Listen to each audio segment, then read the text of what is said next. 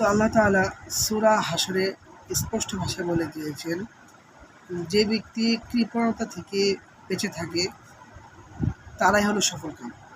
অর্থাৎ যাদের কাছে টাকা আছে এবং তারা কৃপণতা করে না, তারাই হলো সফলকাম।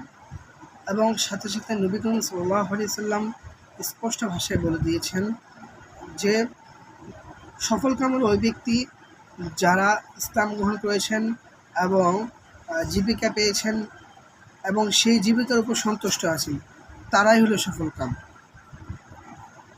এখন যারা লোভ করে তাদের পরিণতি কী? যারা লোভ করে তাদের কয়েকটা পরিণতি আছে। তারা সবসময় মানসিক অশান্তিতে ভোগে।